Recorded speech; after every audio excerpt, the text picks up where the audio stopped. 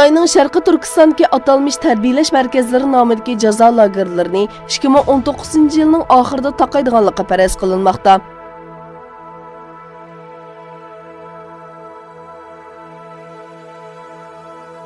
(2017-yili boshlangan va 2018-yili texmo vahshiy shaklda ijro qilingan Xitoyning jazo lageri siyosati jarayonida minglagan Uyg'ur va boshqa qarindosh millatlar qiyin qistoq va nachar sharoit sababli hayotidan ayrildi.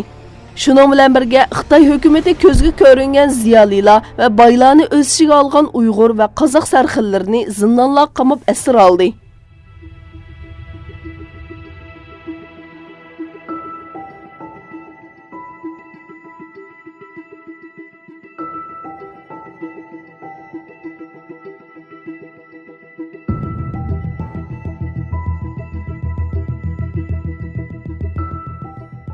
Yüz beriyotgan bu inson qalbidan chiqqan jinoyatlarga qarata dastlabda Yevropa parlamenti va Yevropa ittifoqi kishilik komitetidan, keyincha BDD kishilik huquq komiteti va Amerika boshchiligidagi g'arb davlatlardan norozilik va ayblash sadolari kelishga boshladi.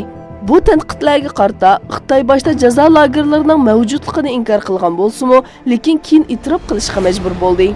Xitoyning qilmishlari dunyo jamoatchiligining diqqat e'tiborini tortayotgan bir paytda iyul va avgust oylarida Yevropa ittifoqi kishilik huquq komiteti Sharqiy Turkistondagi jazo lagerlaridagi kishilik huquq tafsanchiligini tekshirish uchun hay'at avatish taklifini o'tirib qo'yishi bilan Xitoy Sharqiy Turkistondagi minglarcha mahkumni Xitoyning ichki rayonlarga yo'tkazishga diqqat tortdi.